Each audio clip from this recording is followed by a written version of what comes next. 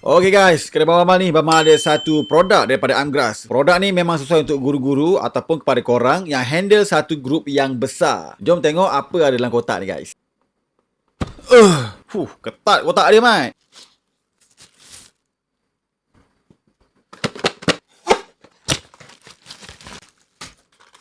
Dia bagi korang dengan satu chain ni, korang boleh letak dekat korang punya Amgras ni.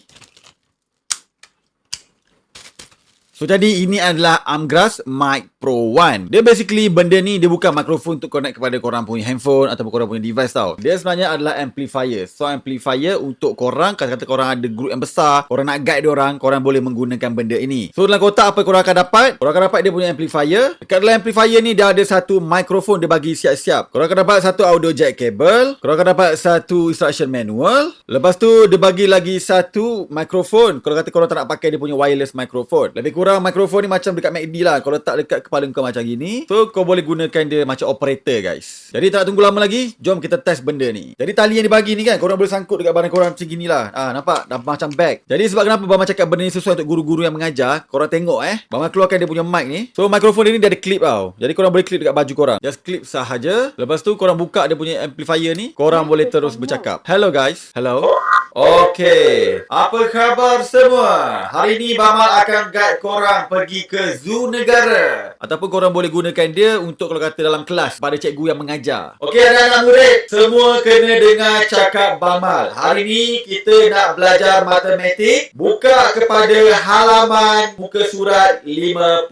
Masuk kepada bab 1. Jadi senang cerita benda ni dia akan amplifykan korang punya suara. Sesuai sangat untuk orang-orang yang mengajar ataupun yang uruskan satu kumpulan yang besar supaya diorang boleh dengar suara korang tau. Kalau kata korang tak nak pakai dia punya wireless microphone ni, korang boleh guna dia punya microphone lagi satu yang disediakan dekat sini. So yang ni nanti korang just simpan saja balik dekat dia punya casing dia ni. Just tutup. Nanti yang untuk mikrofon lagi satu ni korang just sarung saja dekat kepala korang guys. Okay, so korang sarung saja benda ni kat kepala korang macam gini. Lepas tu yang hujung ni nanti korang sambung dekat korang punya device ni terus tau. Cocok dekat bahagian mikrofon Lepas tu korang on. Lepas tu korang boleh bercakap. Nampak? Kalau untuk yang sound daripada mic ni, dia lain sikit suara dia. Sebab dia direct. Kalau terlampau kuat sangat, korang boleh slowkan sikit. Just adjust dekat volume knob sini sahaja. Jadi, korang yang mana ada event, korang yang mana nak guide orang, nak ada group, korang pakai sahaja benda ni. Nampak? Memang senang guys. Memang senang. Kau tengok kita contoh. Contoh.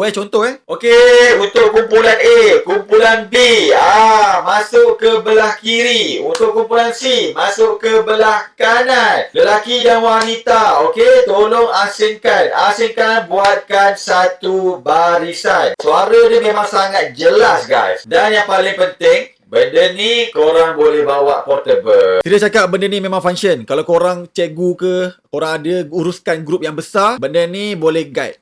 Boleh guide orang. Korang boleh jadi orang kata ni macam tour guide lah.